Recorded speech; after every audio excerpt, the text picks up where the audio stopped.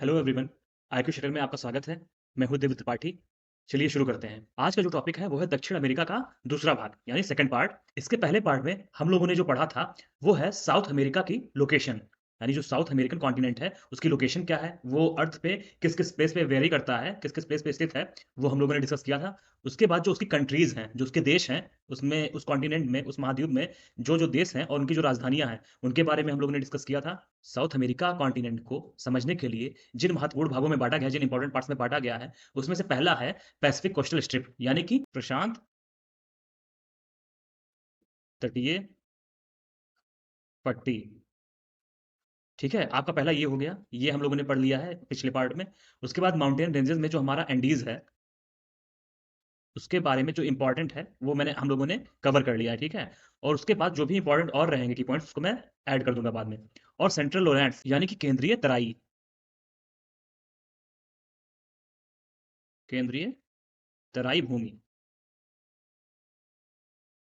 इसके बारे में हम लोगों ने अच्छे से पढ़ लिया था, समझ लिया था। ठीक है, ये मेजर पार्ट्स हैं इसके। और उसके बाद इसमें एक चौथा पार्ट रहता है, उसके बारे में आज हम लोग पढ़ेंगे, जो ईस्ट साइड में हाईलैंड्स हैं उनके बारे में आज हम लोग पढ़ेंगे, जिसमें ब्राजीलियन हाईलैंड्स, गुयाना हाईलैंड्स, ये सब आते हैं। ठीक है, उसके बाद आज हम लोग डेजर्ट के बारे में पढ़ेंगे, जो यहाँ के रेगिस्तान है वहाँ के, उसके बारे में पढ़ेंगे।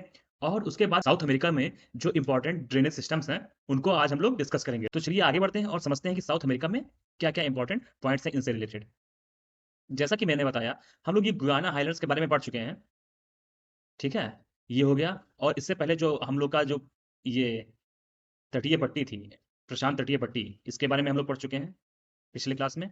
और उसके बाद में जो ये अमेज़न बेसिन है, जो केंद्रीय तराई भूमि जो हम लोगों ने पढ़ी है, और जो यहाँ पराना और पराग्वे नदियों के द्वारा जो बनाया गया है, ये सब तराई भूमि के अंतर्गत आती है। इनके बारे में हम लोगों ने डिस्कस कर लिया है। ठीक है? और जो यहाँ पे जो देश थे और जो बाउंड्रीज़ थे उसके बारे में पढ़ लिया है। हम लोगों ने यहाँ पे देखा था कि इसका जो ये तट है यहाँ पे कटा-फटा हुआ है। जो इसकी कोस्टल बाउंड्री है वो कटी-फटी हुई है, क्योंकि ये फ्यॉर्ड तट का एग्ज़ाम्पल है। यहाँ पे नदियों द्वारा उनके तटों को काट दिया गया है, तो इस वजह से ये फ्यॉर्ड का एग्ज़ाम्पल है। ठीक है? यहाँ पे हम लोगों ने फॉकलैंड के बारे में पढ़ा था और ऐसे कई सारे आइसलैंड के बारे में पढ़ा था। और उसके बाद आज हम लोग जो ब्राज़ीलियन हाइलैंड्स है इसके बारे में पढ़ेंगे, जो आपका जो हाइलैंड्स हैं उसके बारे में पढ़ेंगे। ठीक है?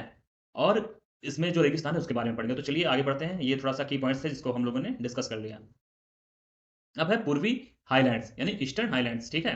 तो जिसके बारे में मैंने बताया था कि जो ब्राज़ीलियन हाइलैंड्स उसमें इंपॉर्टेंट है। तो इनकी विशेषताएँ क्या है इसके बारे में देखते हैं। ये पठार के अंतर्गत आते हैं, यानी कि प्लेटो के अंतर्गत आते हैं। और इनका निर्माण बहुत ही हार्ड और ओल्ड रॉक से हुआ है। बहुत ही पुराने कठोर चट्टानों से हुआ है। ठीक है? इनका निर्माण। और जो अमेज़न नदी है दक्षिण अमेरिका की, साउथ अमेरिका की, वो डिवाइड करती है गुयाना हाइलैंड जो ऊपर साइड में पड़ता है, नॉर्थ साइड में पड़ता है इसके। और उसके बाद ये जो ब्राज़ीलियन हाइलैंड्स है उसको, इन दोनों को अलग करने का काम करती है। कि जैसे ये भाग उठा हुआ है यहाँ पे आपका गुयाना हाइलैंड्स हो गया नॉर्थ साइड में, और जो आपका ब्राज़ीलियन हाइलैंड्स हैं वो इस तरीके से हैं। और जो बीच में आपको गहरा सा दिख रहा है वो नदियों द्वारा बनाया गया स्थलाकृति है। इस पठार की बात करें, इस हाइलैंड की बात करें, तो ये बारिश की वजह से और हवाओं की वजह से और जो नदियाँ यहाँ प्रवाहित होती हैं, नदियाँ जो फ्लो होती हैं उनके वजह से कट छँट गए हैं। यानी ये बहुत ही बुरी तरीके से अपरदित हो चुके हैं। ठीक है? अपरदन हो चुका है इनका। तो इस वजह से ये जो ईस्ट साइड है, इसका ईस्ट कोस्ट है, वो खड़ी खड़ी ढाल रहते हैं। यानी कि एकदम से खड़ा है ऐसे ईस्ट तरफ से। अगर हम यहाँ से देखें, इस तरफ से देखें, तो ये एकदम खड़ी ढलान है। लेकिन जो ये वाला स्लोप है, आपका वेस्ट स्लोप है, वो ऐसे स्लोपी तरीके से बना हुआ है। ठीक है? तो इस तरफ आपका खड़ा ढाल है और इस तरफ आपका स्लोपी एरिया है। ठीक है? तो आपको ये याद रखना है, ये हाइलैंड की विशेषता है इसमें। जो मैं आपको समझाना चाह रहा हूँ वो देखिए।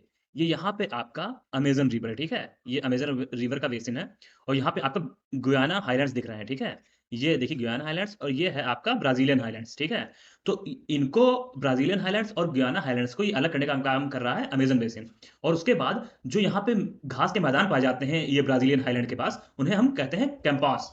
जो कैंपास घास के मैदान है वो ब्राज़ीलियन हाइलैंड के ढलान पे पाए जाते हैं। तो आप ये भी याद रखिएगा। और जो इसी का एक्सटेंशन है तराई भूमि की तरफ, यानी जो लोलैंड्स हैं, सेंट्रल लोलैंड्स हैं, उनकी तरफ जो इसी प्लेटो का जो एक्सटेंशन है, उसे ही हम कहते हैं माटो ग्रोसो प्लेटो। ठीक है? माटो ग्रोसो प्लेटो, कोई और अलग तरीके से कोई ये पठार नहीं है, ये इसी का एक्सटेंशन है। तो आप ये याद रखिएगा, जो सेंट्रल लैंड्स में जो इनका एक्सटेंशन है, उसे ही हम कहते हैं प्लेटो ऑफ माटो ग्रोसो। ठीक है? तो ये इसका एग्ज़ाम्पल है। और जो ये ईस्टर्न हाइलैंड्स हैं, इस प्लेटो का निर्माण यानी इस पठार का निर्माण आपके आग्नेय से यानी इग्नियस रॉक से हुआ है और मेटामॉर्फिक रॉक से हुआ है। यानी कि यहाँ पे ज्वालामुखी क्रियाओं द्वारा यहाँ पे पठार का निर्माण हुआ है। और ये बहुत टाइम बीतता गया, उसके बाद ये स्थिति ऐसे हो गई है इसकी। ठीक है? पठारनुमा आकृति हो गई है। तो आप ये याद रख सकते हैं कि पूर्वी हाइलैंड्स आपका आग्नेय और मेटामॉर्फिक यानी कि आपका रूपांतरित सेल से मिलके बना हुआ है। ठीक है? और ये जो ईस्टर्न हाइलैंड्स हैं, ठीक है? जो ये पूर्वी आपका उच्च भूमि है, वह 3 भागों में बाँटा गया है। जैसे कि पहला हो गया ये ब्राज़ीलियन उच्च भूमि, ठीक है? आप ये ब्राज़ीलियन याद रखिएगा, पहला ये हो गया, उसके बाद यहाँ पे मैं पहला लिख दे रहा हूँ और उसके बाद दूसरा ये हो गया, 2 ये और तीसरे की बात करें, तो ये जो आपको दिख रहा है पेंटागोनिया, तो ये पेंटागोनिया का जो ये है पठार, उस तरीके से इनको 3 पार्ट में बाँटा गया है। तो चलिए हम सबसे पहले देखते हैं गुयाना हाइलैंड्स। ये जो गुयाना हाइलैंड्स हैं, उनकी लंबाई की बात करें तो वो 1000 मील से भी अधिक है, ठीक है?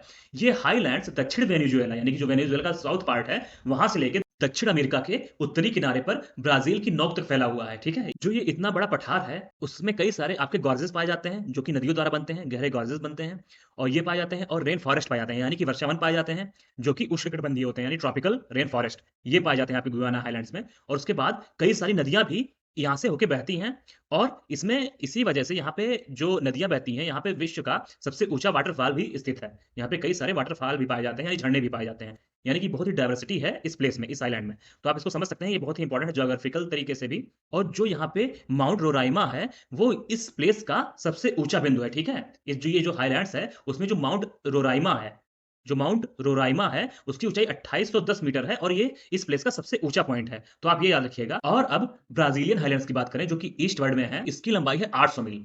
करीब 800 मील तक ये फैला हुआ है ब्राज़ील में, ये उत्तर से लेकर दक्षिण तक, ठीक है? तो इसमें कई सारे इंपॉर्टेंट प्लेस भी पाए जाते हैं और अगर यहाँ पे बात करें जो पर्वत श्रृंखलाएँ हैं, यानी कि जो माउंटेन रेंजेस हैं, वो भी कई सारी इंपॉर्टेंट पाई जाती हैं। आपका पहला हो गया सिएरा डी, आप आप स्क्रीन पे देखिए, आपका पहला हो गया सिएरा डी मांटिक्लेरा, ठीक है? उसके बाद आपका हो गया सेरा डो paraना पियाताबा और आपके पास तीसरा हो गया सेरा गेराल और सेरा डोमार। ये 4 इस तरीके से बहुत ही इंपॉर्टेंट यहाँ पे पर्वत श्रृंखलाएँ यानी माउंटेन रेंजेस भी पाई जाती हैं, जो बहुत ही खूबसूरत लगती हैं। तो इसमें आप ये याद रखिएगा 2 बहुत ही इंपॉर्टेंट रहते हैं इसमें, जो सिएरा डा मांटिक्लेरा है और जो सेरा डे मार है, ये बहुत ही इंपॉर्टेंट है इस हाइलैंड में। तो आप इसको मेंशन कर लीजिए, ये माउंटेन रेंजेस आपके एटलस मैप पे भी शो हो रहे होंगे। अगर आप ज्योग्राफी की पढ़ाई करते हैं और वर्ल्ड ज्योग्राफी जिसमें बहुत इंपॉर्टेंट है, तो आप अपने साथ एक मैप लेके पढ़ा करिए जिससे कि आपको समझने में आसानी हो सके, कि जैसे मैं बोलता जा रहा हूँ आपको जैसे लगेगा कि आप अटैच नहीं कर पाएँगे खुद को। तो आप एक एटलस बुक लीजिए, एटलस ऑक्सफोर्ड की एटलस बुक आती है मैप की, तो आप उसको लीजिए, आप जो-जो भी मैं पॉइंट बताता रहा हूँ उसको हाइलाइट करते रहिए हाइलाइटर से, ठीक है? और उसके बाद रिवीजन करने में आपको आसानी होगी। तो यहाँ पे ब्राज़ीलियन हाइलैंड्स की लंबाई आप याद रख सकते हैं 800 मील तक है, उत्तर से दक्षिण तक फैला हुआ है ब्राज़ील में और उसके बाद यहाँ पे 2 माउंटेन रेंजेस बहुत इंपॉर्टेंट हैं जो कि है सिएरा डा मांटिक्लेरा और सिएरा दा मार। तो ये 2 इंपॉर्टेंट आप याद रखिएगा, ठीक है? और उसके बाद आप पेंटागोनियन पठार पे आते हैं। अगर इस पठार की बात करें तो ये नीचे के साइड में पाया जाता है अर्जेंटीना की तरफ, ठीक है? तो इसका जो आकृति है इस महाद्वीप का तो ये नीचे के साइड में इतना पतला हो गया त्रिभुजाकार में, ठीक है? ट्रायंगल के शेप में। तो जो यहाँ पे ट्रायंगल का शेप जहाँ पे नुकीला हो रहा है उसी जगह पे ये पेंटागोनिया पठार आपका पाया जाता है अर्जेंटीना के पास। तो यहाँ पे जो एंडीज़ पर्वत है वो और जो इधर से यहाँ पे आपके अटलांटिक महासागर है। तो ये दोनों तरफ से एक तरफ महासागर है, एक तरफ आपका पर्वत है। तो इससे ये घिरा हुआ आपका प्लेटो है, ठीक है? जो कि है पेंटागोनिया पठार। इसकी लंबाई की बात करें तो ये है 1000 मील। अगर इसके प्लेस की बात करें एकदम परफेक्टली जो मैप पे दिखाई पड़ेगा, वो है अर्जेंटीना के जो एक रियो नीग्रो नदी है, जो वहाँ से प्रवाहित होती है, वहाँ से लेके जो आपका टिएरा डेल फ़ुएगो है, जो हमने द्वीप के बारे में बात की थी, ठीक है? जैसे कि अगर ये मान लीजिए कि ये जो आपका ये जैसे कि मान लीजिए कि ये जो आपका निचला हिस्सा है, यहाँ पे ये यहाँ से लेके यहाँ पे आ जाती है। तो आपका यहाँ पे टिएरा डेल फ़ुएगो आपको दिखाई देगा, ठीक है?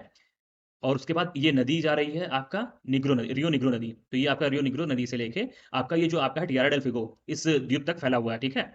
और उसके बाद यहाँ पे आपका टिएरा डेल फ़ुएगो अलग होता है मैगलन स्टेट से। स्टेट उसे कहते हैं, अगर आपको स्टेट के बारे में ना पता हो तो मेरी इस वीडियो में जाके आप देख सकते हैं कि स्टेट किसे कहते हैं। वैसे फिर भी मैं आपको जानकारी के लिए बता दे रहा हूँ एक ऐसा स्पेस जो 2 भूखंडों को अलग करे, 2 लैंडफ़ॉर्म को अलग करे और 2 वाटर बॉडीज़ को जोड़े, यानी कि यहाँ पे कोई वाटर बॉडी है, इधर कोई वाटर बॉडी है। इसको जोड़ने का काम करे और 2 लैंडफ़ॉर्म्स को अलग करने का काम करे, ठीक है? तो उसको कहते हैं जलडमरू मध्य, यानी कि आपका स्ट्रेट। तो मैगलन स्ट्रेट से लेके यहाँ पे जो टिएरा डेल फ़ुएगो है, उसको अलग करती है। तो मैगलन स्ट्रेट से लेके आपका इस नदी तक आपका विस्तार है इस पेंटागोनियन पठार का, तो आप ये याद रखिएगा, ठीक है? और अगर इस पठार की बात करें तो ये बहुत ही ऊबड़-खाबड़ है, बहुत ही बंजर है, लेकिन इसकी जो सुंदरता है वो बहुत ही आकर्षक है। तो इस वजह से ये अब विश्व प्रसिद्ध है। तो यहाँ पे लोग देखने के लिए और एन्जॉय करने के लिए आते हैं और जो जियोग्राफर्स हैं, वो भी यहाँ पे अध्ययन करते हैं, यानी कि अपना रिसर्च भी करते हैं इस प्लेस पे। तो आप ये इसको याद रख सकते हैं। तो चलिए अब इसी के आगे जो हमारा जो मेन पॉइंट था वहाँ पे जो फिज़िकल तरीके से जिसको बाँटा गया था साउथ अमेरिका को, वो हम पढ़ चुके हैं। अब हम लोग बात कर रहे हैं दक्षिण अमेरिका के रेगिस्तानों की, जो इम्पोर्टेंट रेगिस्तान हैं, वो कहाँ-कहाँ पे पाए जाते हैं और उनका विस्तार कैसा है, ठीक है? उनके बारे में कुछ इम्पोर्टेंट पॉइंट समझ लेते हैं। जैसे कभी एग्ज़ाम में आता है कि कई सारे आपको डेज़र्ट दे देते हैं, वो पूछते हैं कि वो किस आपके महाद्वीप में है, यानी कि किस कॉन्टिनेंट में है, तो आप इससे समझ सकते हैं। तो सबसे पहला है आपका पेंटागोनियन डेज़र्ट। ये आपके अर्जेंटीना में सबसे बड़ा रेगिस्तान का पार्ट है, ठीक है? आप इसको समझ सकते हैं कि पेंटागोनिया डेज़र्ट आपके अर्जेंटीना में पाया जाता है और ये क्षेत्रफल के हिसाब से सबसे बड़ा है, तो आप ये याद रखिएगा। और उसके बाद अगला है ला गुआज़ीरा मरुस्थल। ये किस-किस प्लेस पे एक्सपेंड है, तो इसकी बात करें तो यह है उत्तरी कोलंबिया यानी नॉर्थ कोलंबिया से लेके आपका जो उत्तरी-पश्चिमी वेनेजुएला है, यानी कि नॉर्थ वेस्ट जो वेनेजुएला है, उस पार्ट तक इसका विस्तार है। अब बात करते हैं आटाकामा डेज़र्ट की। आटाकामा डेज़र्ट अपने आप में इसलिए इम्पोर्टेंट है क्योंकि यह सिर्फ़ साउथ अमेरिका का ही नहीं, यह पूरी दुनिया का पृथ्वी पे सबसे सूक्ष्म प्लेस है, ठीक है? जो चिली प्लेस है, यह तांबा के लिए बहुत ही महत्वपूर्ण है, यानी जो कॉपर है, उसके लिए बहुत महत्वपूर्ण स्थान रखता है उसके उत्पादन के लिए। तो आप ये याद रखिएगा कि यहाँ पे तांबा बहुत ही इंपॉर्टेंट धातु है इस प्लेस की। सेचुरा डेज़र्ट की बात करें, तो यह north western coast of South America में पाया जाता है, यानी कि जो आपका नॉर्थ वेस्ट पार्ट होता है साउथ अमेरिका का, वहाँ पे ये पाया जाता है। और उसके बाद आपका मोंटे डेज़र्ट भी यहाँ पे पाया जाता है, जो कि अर्जेंटीना में पेंटागोनिया रेगिस्तान के ऊपर एक छोटा-सा रेगिस्तान है। तो आपको ये फिगर के माध्यम से मैं आपको बताए दे रहा हूँ। यहाँ पे आप देखिए ये सेचुरा डेज़र्ट है, जो आपका नॉर्थ वेस्ट पार्ट में ये देखिए मिल रहा है आपको, ये नॉर्थ वेस्ट पार्ट हो गया। अगर प्लेस के बारे में आप जानते हो या फिर नहीं भी जानते हो, तो मैं आपको एक बार एक्सप्लेन कर दे रहा हूँ। अगर किसी भी जगह का ईस्ट, वेस्ट, नॉर्थ, साउथ समझना है, तो आप ये यहाँ समझिए सबसे ऊपर होता है नॉर्थ, उसके बाद नीचे होता है साउथ, उसके बाद सबसे दाहिनी तरफ होता है ईस्ट, उसके बाद होता है यहाँ पे वेस्ट। तो हम बता रहे हैं कि नॉर्थ वेस्ट पार्ट में आपका सेचुरा डेज़र्ट है। तो कुल मिला के आपका ये नॉर्थ ये यहाँ पे अगर ऐसे लाइन खींचे, इसके मिड में, तो आपका ये नॉर्थ वेस्ट में पड़ रहा है। तो सेचुरा डेज़र्ट आपका हो गया। उसके बाद आपका आटाकामा डेज़र्ट जो है वो आपके चिली में पड़ रहा है। ये आपका चिली कंट्री है। इसके बारे में हम लोग पहले ही डिस्कस कर चुके हैं, तो यहाँ पे आटाकामा डेज़र्ट हो गया और उसके बाद ये आपका हो गया मोंटे डेज़र्ट। ये जो आपके यहाँ पे अर्जेंटीना में ये यहाँ पे पाया जा रहा है। उसके बाद पेंटागोनिया, जिसके बारे में हम लोगों ने एक नदी के बारे में पढ़ा था कि यहाँ पे नदी से लेके नदी के मोहने से लेके जो टिएरा डेल फ़ुएगो है, उससे वहाँ तक पाया जाता है और यहाँ पे मैगलन स्ट्रेट भी है, जो कि टिएरा डेल फ़ुएगो को अलग कर रहा है। तो ये सब हम लोगों ने पढ़ लिया, बहुत ही इम्पोर्टेंट था। इसके बारे में हम लोगों ने समझ लिया, इसको याद रखिएगा और आगे बढ़ते हैं इसी कड़ी में। अब इसी के साथ मैं थोड़ा-सा कुछ आपको वर्ल्ड लेवल पे जो इम्पोर्टेंट डेज़र्ट्स हैं, उनके बारे में भी थोड़ा-सा बता दे रहा हूँ, ठीक है? तो जैसे कि आपका ये यहाँ पे ग्रेट बेसिन है, जो नॉर्थ अमेरिका में पड़ता है, ग्रेट बेसिन। आप ये समझ सकते हैं नॉर्थ अमेरिकन कॉन्टिनेंट में ग्रेट बेसिन नाम का डेज़र्ट पाया जाता है और उसके बाद यहाँ पे चिहुआनहुआ, यहाँ पे एक ये भी डेज़र्ट पाया जाता है और मोहावे डेज़र्ट, ये भी पाया जाता है। तो आप ये याद रखिएगा कि नॉर्थ अमेरिका में ये 3 डेज़र्ट पाए जाते हैं। उसके बारे में डिटेल में जब मैं आपको पढ़ाऊँगा कि ये किस-किस प्लेस पे भी पाए जाते हैं, तो जब नॉर्थ अमेरिका कॉन्टिनेंट में आपको पढ़ाऊँगा, तो उसमें आपको एक्सप्लेन कर दूँगा। उसके बाद आटाकामा आपने पढ़ा है यहाँ पे साउथ अमेरिका में और पेंटागोनिया। उसके बाद जो भी इम्पोर्टेंट है यहाँ पे आटाकामा डेज़र्ट और यहाँ पे पेंटागोनिया डेज़र्ट और यहाँ पे मोंटो डेज़र्ट, ये सब हम लोगों ने पढ़ लिया है, ठीक है? और उसके बाद अफ्रीका में पड़ता है सहारा डेज़र्ट, ये जो कि सबसे बड़ा डेज़र्ट है विश्व का। तो आप ये याद रखिएगा और उसके बाद यहाँ पे नामीब डेज़र्ट आपका पड़ता है और कालाहारी डेज़र्ट पड़ता है साउथ अफ्रीका में, ठीक है? साउथ अफ्रीका में और बोत्सवाना में ऐसे ही यहाँ पे पड़ता है, ठीक है? और उसके बाद अगर यहाँ पे अर्मेनियन डेज़र्ट की बात करें, तो ये सऊदी अरब में पड़ता है। सीरियन डेज़र्ट की बात करें, तो ये सीरिया में पड़ता है। दस्ते काबिर और दस्ते लुट ये पड़ता है आपका ईरान में, ठीक है? और उसके बाद ये काराकुम डेज़र्ट हो गया आपका मिडल ईस्ट में पड़ता है, मिडल ईस्ट कंट्रीज़ जो हैं, गोबी डेज़र्ट हो गया आपका और किज़िलकुम डेज़र्ट हो गया। और उसके बाद ये जो आपका ऑस्ट्रेलिया है वो डेज़र्ट के लिए बहुत ही इम्पोर्टेंट है, क्योंकि इस कॉन्टिनेंट को डेज़र्ट का भी द्वीप कहते हैं, यानी मरुस्थल का द्वीप भी कहते हैं, क्योंकि यहाँ पे मैक्सिमम पार्ट में आपका डेज़र्ट भरा हुआ है। तो यहाँ पे एक है आपका गिब्सन डेज़र्ट, आप मैप पे देखते रहिएगा कि मैं मैप पे ही आपको एक्सप्लेन कर रहा हूँ। तो अगर मेरा आप समझ रहे हो कि मेरा आई कॉन्टैक्ट आपके स्क्रीन पे है, तो आप कनेक्टेड ना फ़ील करें, तो पहले मैं आपको यहाँ पे मैप पे दिखा रहा हूँ, तो इस वज़ह से मेरी आई कॉन्टैक्ट जो है वो मैप पे है, ठीक है? तो आप पहले यहाँ पे मैप पे देखिए, आपका ये हो गया गिब्सन डेज़र्ट और उसके बाद आपका होगा ग्रेट सैंडी डेज़र्ट, आपका यहाँ पे होगा ग्रेट विक्टोरिया डेज़र्ट। यहाँ पे और कई सारे 3-4 और डेज़र्ट पाए जाते हैं, उसके बारे में जब मैं आपको ऑस्ट्रेलियन कॉन्टिनेंट पढ़ाऊँगा, तो उसके बाद बारे में आपको एक्सप्लेन कर दूँगा। तो आपको इस तरीके से डेज़र्ट के बारे में विश्व के लेवल पर भी कुछ ना कुछ थोड़े पॉइंट पता चल गए हैं, ठीक है? अब चलिए हम बात करते हैं दक्षिण अमेरिका की जल निकासी प्रणाली यानी drainage system of South America. इसके बारे में पढ़ते हैं। इसमें जो सबसे इंपॉर्टेंट है वो है Amazon basin, Rio de प्लाटा basin, उसके बाद है ओरिनिको बेसिन और उसके बाद है साओ फ्रांसिस्को बेसिन। ये 4 हम लोग पढ़ेंगे आज, उसके बाद अपना टॉपिक एंड करेंगे आज का वीडियो, ठीक है? तो चलिए चलते हैं अमेज़न बेसिन पे। तो आप फिगर में समझिए कि आपका अमेज़न बेसिन क्या है? ये आपको यहाँ पे एक दिख रहा है, यहाँ पे एंडीज़ पर्वत आप जानते ही हैं, एंडीज़ पर्वत यहाँ पे फैला हुआ है। और उसके बाद यहाँ से एक नदी निकलती है एंडीज़ पर्वत से ही, वही आपकी होती है अमेज़न बेसिन, जो कि सबसे लंबी नदी है, ठीक है? तो ये आपका अमेज़न बेसिन है। बेसिन उसे कहते हैं कि जो पूरा एरिया जिससे कवर रहता है। कई सारी नदियाँ मिलती हैं और उससे पूरे जो कंट्रीज़ में जिस-जिस प्लेस को कवर करती हैं, उसे ही हम बेसिन एरिया कहते हैं। तो ये आपका बेसिन इलाका है, जो कि आपको व्हाइट-व्हाइट से दिख रहा है अमेज़न बेसिन का। उसमें कई सारी नदियाँ भी इसकी पार्ट हैं, जो कि ट्रिब्यूटरीज़ हैं इसकी। तो इस तरीके से आप अमेज़न बेसिन को समझ सकते हैं। यहाँ पे ये आपका ये मकापा है, मकापा प्लेस पड़ता है आपका, जहाँ पे ये नदी ओशियन में मिलती है, तो आप ये भी याद रखिएगा। और यहाँ पे बेलम भी प्लेस है, ये भी बहुत इंपॉर्टेंट रहता है। और यहाँ पे जो इसकी सबसे बड़ी सहायक नदी है, आपका ये देखिए, ये जो आपकी मडीरा नदी है, ये सबसे बड़ी सहायक नदी है इसकी, ठीक है? तो आप ये भी याद रखिएगा, मडिरा नदी। अगर इस रिवर की लंबाई की बात करें, जो आपकी अमेज़न रिवर है, अगर इसकी लंबाई की बात करें, जो आपका अफ्रीका में नदी पड़ती है नाइल, नाइल रिवर, जो कि व्हाइट नाइल और ब्लू नाइल के मिलने से जो खार्टूम में मिलते हैं, उसके बाद जो बनती है, उसे कहते हैं नाइल रिवर। तो यह आपके नाइल रिवर के लंबाई के बराबर नदी है। अगर दुनिया में बात करें, तो यह लार्जेस्ट फ्लो ऑफ वाटर है, ठीक है? अगर वर्ल्ड की बात करें, तो यह पानी का सबसे बड़ा प्रवाह है। तो आप ये भी याद रखिएगा। अगर इस नदी के बेसिन की बात करें, तो यह लगभग 40% भाग को कवर करती है आपके साउथ अमेरिका के। तो ये अपने आप में बहुत ही बड़ा एरिया होता है और इसीलिए यहाँ पे कई सारे वन भी पाए जाते हैं और जैव विविधता यानी बायोडायवर्सिटी भी बहुत ज़्यादा पाई जाती है। और इसीलिए यहाँ पे जो वन पाए जाते हैं, उन्हें हम अर्थ का फेफड़ा भी कहते हैं, लंग्स ऑफ द अर्थ भी कहते हैं। तो ये भी आप याद रखिएगा। अगर अमेज़न के सहायक नदियों की बात करें, तो एक नदी है कैक्वेटा, कैक्वेटा नदी है और दूसरी नदी है जुरुआ, जुरुआ नदी, तीसरी है मदीरा और चौथी है नीग्रो। तो ये ऐसी कुछ सहायक नदियाँ जो कि बहुत इंपॉर्टेंट हैं। अगर इसके इंपॉर्टेंस की बात करें, तो यहाँ ये है भूमध्यरेखीय वर्षावन भी यहाँ पे पाए जाते हैं, इसके लिए भी इंपॉर्टेंट है। मनोस तक, जो ये मनोस आपको एक प्लेस दिख रहा होगा, मैं आपको दिखाता हूँ, जहाँ पे आपकी मदीरा नदी मिल रही थी, जिसको मैंने बताया था बहुत ही इंपॉर्टेंट ट्रिब्यूटरी है। आपको मैं मैप के माध्यम से दिखाता हूँ। यहाँ पे आपका ये देखिए, ये आपका ये नदी है यहाँ पे, ये जो प्लेस है, जहाँ पे मदिरा नदी मिल रही है, यहाँ तक आपका जो नाव के द्वारा ये संचालन है, यानी कि जो बोट और शिप्स आ सकते हैं, वो बहुत ही इंपॉर्टेंट है उसके लिए, ठीक है? यहाँ तक अंदर तक जलयान आ सकते हैं। तो यह अगर कोई भी यहाँ पे इस प्लेस पे पूरे कोई भी अगर आपका जो प्रोडक्शन है वो होता है, उसके बाद पोर्ट के द्वारा कहीं बाहर एक्सपोर्ट करना है, तो उसके लिए बहुत ही इंपॉर्टेंट हो जाता है कि यहाँ तक शिप आ जाती है, ठीक है? तो आप ये याद रखिएगा। और उसके बाद जो इसका माउथ है, जो माउथ प्लेस है, वहाँ पे पेट्रोलियम के भी भंडार पाए जाते हैं, तो उसके लिए भी ये इंपॉर्टेंट है। और उसके बाद यहाँ पे नेचुरल रबर के लिए भी ये प्लेस बहुत ही अच्छा वातावरण पैदा करता है, यानी एटमॉस्फेयर तैयार करता है, जिससे प्राकृतिक रबड़ यहाँ पे पैदा हो सकते हैं, ठीक है? तो आप ये भी याद रखिएगा। और अमेज़न जो वर्षावन है, यानी जो रेन फॉरेस्ट है, वहाँ पे जो कैटल्स का जो चराई करवाते हैं, जो लोग मवेशी होते हैं, तो वहाँ पे चराई करते हैं, तो इस वजह से और जो वहाँ पे सोयाबीन की कृषि होती है, यानी एग्रीकल्चर होता है सोयाबीन का, इसीलिए वहाँ पे डिफॉरेस्टेशन बहुत ज़्यादा हो रहा है, यानी कि वनों की कटाई बहुत ज़्यादा हो रही है। तो ये अपने आप में बहुत ही नेगेटिव पॉइंट है इस प्लेस की, क्योंकि यहाँ पे मवेशी रहते हैं और यहाँ पे सोयाबीन की खेती होती है, तो इस वजह से डिफॉरेस्टेशन के केसेस यहाँ पे बढ़ गए हैं। अब यहाँ के नेक्स्ट बेसिन की बात करते हैं, जो कि है रियो डी प्लाटा बेसिन, ठीक है? यह बेसिन जो आपका अमेज़न बेसिन है, उसके बाद ये सेकंड नंबर की इंपॉर्टेंट बेसिन है, जो कि साइज़ में उससे छोटी है और दूसरे नंबर पे आती है। और इस बेसिन का निर्माण, जैसे कि आपको पता है कि किसी भी नदी के बेसिन का निर्माण उनके ट्रिब्यूटरीज़ के द्वारा होता है। जैसे कि अगर एक कोई मेन नदी बह रही है और उससे कई सारी नदियाँ आगे मिलती हैं, तो उस एरिया को जो पूरे सर्व करती हैं, यानी जो जहाँ से वो बहती हैं होकर, तो वहाँ पे कई सारे फ़ायदे होते हैं, तो वो उनका नदी क्षेत्र बन जाता है, यानी ड्रेनेज सिस्टम बन जाता है, अपवाह तंत्र बन जाता है। तो उस तरीके से जो रियो डी प्लाटा आपका है बेसिन, उसमें जो पराग्वे, पराना और उरुग्वे नदियाँ हैं, उनके द्वारा इस बेसिन का निर्माण हुआ है, ठीक है? तो आप ये याद रखिएगा। अगर हम पराना नदी की बात करें, तो इसकी लंबाई 4879 किलोमीटर है, यानी 4879 किलोमीटर है और यह मिनास गिरास क्षेत्र से निकलती है। और यहाँ पे एक आपका वाटर डिवाइड भी पाया जाता है, जिसका नाम है कैरिनो, ठीक है? तो आप ये याद रखिएगा कि वाटर डिवाइड से होके गुजरती है, जिसका नाम है कैरिनो और मिनास गिरास से होके निकलती है। अब हम ओरिको बेसिन की बात करते हैं, जो आपका साउथ अमेरिका के नॉर्थ पार्ट में पड़ता है, ठीक है? जहाँ पे आपका गुयाना हाइलैंड्स होते हैं। यह नदी बेसिन अपने आप में जो साउथ अमेरिका की बेसिन्स हैं, उसमें 3rd नंबर पे आता है, ठीक है?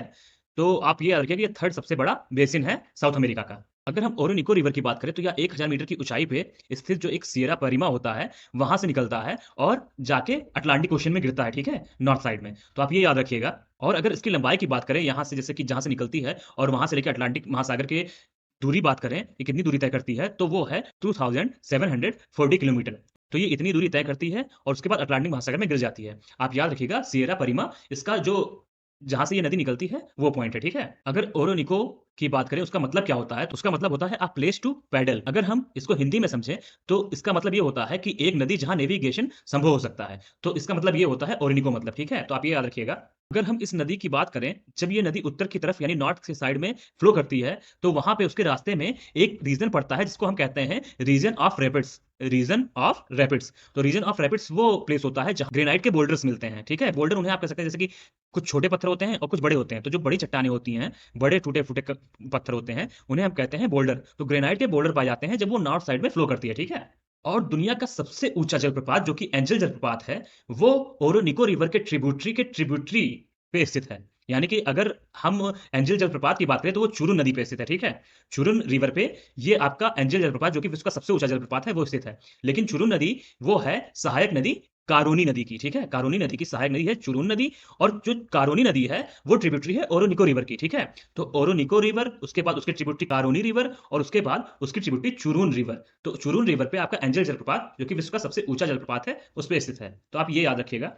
ओरोनिको ड्रेनेज सिस्टम की बात करें तो उसी प्लेस पे आपका वेनेजुएला में आपको सवाना घास के मैदान मिलते हैं, जिनको हम लानोस के नाम से जानते हैं। तो ये याद रखिएगा, घास के मैदान जरूर पूछे जाते हैं। तो जो आपका लानोस है वो वेनेजुएला में जो सवाना घास के मैदान पाए जाते हैं, और ओरोनिको रिवर सिस्टम में ही वो स्थित हैं, उन्हें हम लानोस घास के मैदान कहते हैं, ठीक है? आप ये याद रखिएगा। अब यहाँ पे देख लेते हैं एक बार कि ये आपका ओरोनिको रिवर सिस्टम है जो वेनेजुएला में ये फैला हुआ है। उसके बाद ये कोलंबिया में भी ये यहाँ पे फैला हुआ है। ये फिर से वेनेजुएला में, ये वेनेजुएला में, थोड़ा-थोड़ा ब्राज़ील को बहुत नाम मात्र इसको दिखाया गया टच करता हुआ।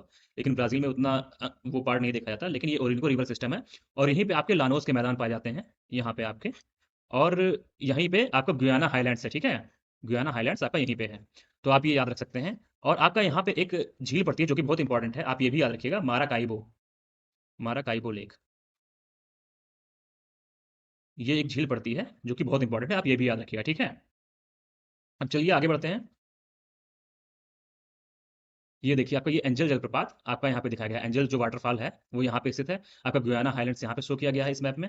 और उसके बाद आपका यहाँ पे लानोज, ये देखिए ग्रासलैंड, जो लानोज ग्रासलैंड है वो यहाँ पे पाई जाती है, ठीक है? तो आप ये याद रख सकते हैं। और वेनेजुएला की कैपिटल की बात करें तो ये काराकास आपको यहाँ पे दिख रहा है। तो चलिए आगे बढ़ते हैं अब। जब तक ये पराना रिवर आपके पराग्वे रिवर से नहीं मिलती है, तब तक उसको हम आल्टो पराना रिवर के नाम से जानते हैं। तो आप ये याद रखिएगा कि आल्टो पराना पूछा जाए, तो आप ये बताइएगा कि जब तक पराना रिवर आपके पराग्वे रिवर से नहीं मिलती है, तब तक उसको आल्टो पराना रिवर के नाम से हम लोग जानते हैं। जो आपकी आल्टो पराना है, वहाँ पे जैसे कि शिप्स के जाने के लिए बहुत अच्छे व्यवस्थाएँ हैं, और काफ़ी सारे स्पेस हैं, और वहाँ पे वाटरफॉल्स भी कई सारे पाए जाते हैं। तो इनकी ये विशेषताएँ हैं, ठीक है? तो आप ये याद रखिएगा। और अगर सिंचाई की बात करें, तो सिंचाई के लिए भी ये बहुत ही उपयोगी है। और पंपास क्षेत्र की गेहूँ की खेती भी ये इस रिवर सिस्टम में होती है, ठीक है? तो आप ये भी याद रखिएगा। अब हम बात करते हैं उरुग्वे रिवर सिस्टम की। अगर हम उरुग्वे रिवर की बात करें, तो यह पराना रिवर में जो आपका रियो डी प्लाटा रीजन है, वहाँ पे उनसे मिल जाती है, और उसके बाद वहीं पे एस्चुरी बनाती है, और आपके साउथ अटलांटिक ओशन में मिल जाती हैं ये नदियाँ। जो पराना, पराग्वे और उरुग्वे नदियाँ आपके रियो डी प्लाटा में मिलती हैं, और उसके बाद वहाँ पे साउथ अटलांटिक ओशन में मिल जाती हैं। अगर इनका देखा जाए इरिगेशन के तौर पे भी इनका यूज़ बहुत ही इंपॉर्टेंट है, तो आप ये भी याद रखिएगा। और ये नदी नेविगेशन के लिए उपयोग नहीं की जा सकती है, इसका ये भी एक महत्वपूर्ण बिंदु है, ठीक है? इंपॉर्टेंट पॉइंट है, तो आप इसको समझ सकते हैं। जो फोर्थ लार्जेस्ट रिवर सिस्टम है, वो है आपका साओ फ्रांसिस्को बेसिन, ठीक है? इसकी लंबाई की बात करें तो 2914 किलोमीटर है, यानी 2914 किलोमीटर इस बेसिन की लंबाई है, और यह ब्राजील के भीतर ही बहती है, यानी आपके बेलो हॉरिजेंटो जो सिटी है, वहां से, वहां के उत्तर पश्चिम से निकलती है, यानी कि नॉर्थ वेस्ट से निकलती है। तो आप ये याद रखिएगा कि ये आपके बेलो हॉरिजेंटो जो सिटी है वहां से निकलती है। तो कुल मिला के यहाँ के जो भी इंपॉर्टेंट एस्पेक्ट्स थे साउथ अमेरिका के, जो कि आपके जो हाइलैंड्स बचे थे वो हम लोगों ने कवर कर लिए, और उसके बाद जो आपका रेगिस्तान था यानी कि डेजर्ट था उसको कवर कर लिया हम लोगों ने, और उसके बाद जो हमारा ड्रेनेज सिस्टम था साउथ अमेरिका को लेके जो इंपॉर्टेंट था उसको भी हम लोगों ने कवर कर लिया है। तो ये कुछ इंपॉर्टेंट पॉइंट्स थे जिनको आपको समझना बहुत जरूरी था। तो आज का वीडियो हम लोग कंप्लीट करते हैं, और मिलते हैं नेक्स्ट वीडियो में। इसके कुछ पार्ट्स अभी भी बचे हुए हैं, तो उसको मैं नेक्स्ट वीडियो में कवर करूंगा। आपको वीडियो अभी तक अच्छी लगी हो तो आप लाइक करें, कमेंट करें, शेयर करें, और सब्सक्राइब करना बिल्कुल भी ना भूलें। Thank you so much, take care, love you all.